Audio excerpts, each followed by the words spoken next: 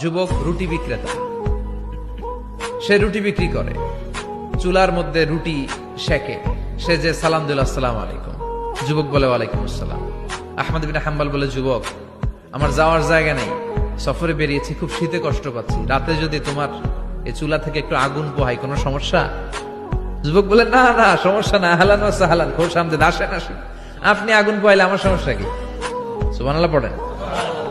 আল্লাহ শুকরিয়া করে উনি বসলেন আর আগুন পোহাচ্ছেন, আর খেয়াল করলেন যুবক রুটি বানায় আর পরে আস্তাগফিরুল্লাহ, রুটির দলা বানায় পরে আস্তাগফিরুল্লাহ, খামির বানায় আর পরে আস্তাগফিরুল্লাহ, রুটি নিয়ে উনুনের ভিতরে চুলার ভিতরে সেকা দেয় আর পরে আস্তাগফিরুল্লাহ, দোকানদারের কাছে কেউ আসলেই সে রুটি দেয় আর পরে আস্তাগফিরুল্লাহ, ক্রেতার কাছ থেকে টাকা নিয়ে ক্যাশ বক্সে রাখে আর কি পড়ে, আবার রুটি বানানো শুরু করে আর কি পড়ে, খালি এটাই পড়তেছে। ইমাম আহমদ ইবনে হাম্বল তো অবাক, কিরে এটা আবার কেমন যুবক, খালি আস্তাগফিরুল্লাহ।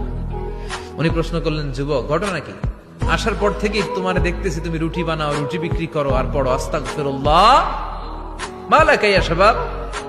যুবক বলে, আস্তাগফিরুল্লাহ আমার সবচেয়ে বেশি পছন্দের আমল, আমি সব সময় আঠার মতো ইস্তেগফারের সাথে লেগে থাকি আর সব সময় পড়তে থাকি আস্তাগফিরুল্লাহ, আর এর বদৌলতে আল্লাহ আমারে মুস্তাজাবুদ দাওয়া বানিয়ে দিয়েছে।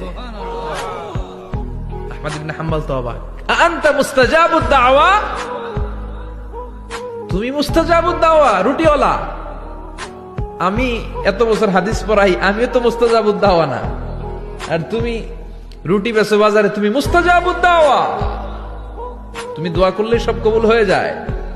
যুবক বলে, না আনা মুস্তাজাবুদ দাওয়া, আমি আমার জীবনে যত দোয়া করেছি কবুল করে নিয়েছে কে? সব দোয়া কবুল করে নিয়েছে আল্লাহ, একটা দোয়া ছাড়া। কয়টা? আহমদ ইবনে হাম্বলের কৌতূহল, কিউরিয়াসিটি আরো বেড়ে গেল, কি সব দোয়া কবুল হয়েছে একটা দোয়া ছাড়া? মাযালিকা দুআ ইয়া শাব, কি সেই দোয়া? যুবক এবার বলতে শুরু করলো, আমার জীবনে যে দোয়াটা আল্লাহ কবুল করে নাই সেটা হচ্ছে আমি আল্লাহর কাছে অনেক চেয়েছি, অনেক দোয়া করেছি যে আল্লাহ, শুনেছি এই জামানার সবচেয়ে বড় মুহাদ্দিস, তার নাম নাকি ইমাম আহমদ ইবনে হাম্বল, আল্লাহ তোমার কাছে আমার চাওয়া আমি যেন এই ইমাম আহমদ ইবনে হাম্বলের দেখে মরতে পারি, আমি যেন ইমাম আহমদ ইবনে হাম্বলের হাতে হাত রেখে মুসাফা করতে পারি আর তার কপালে একটা চুমু এঁকে দিতে পারি।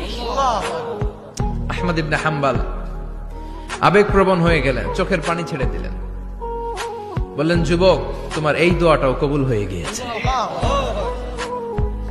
আহমদ ইবনে হাম্বলের দেখার সাক্ষাৎ পাওয়ার জন্য আহমদ ইবনে হাম্বলের বাড়িতে তোমার যাওয়ার দরকার নাই, আহমদ ইবনে হাম্বল তোমার দরবারে ছুটে এসেছে। আনা আহমদ ইবনে হাম্বল মুহাদ্দিসুদ দাহর, আমি নিজেই আহমদ ইবনে হাম্বল।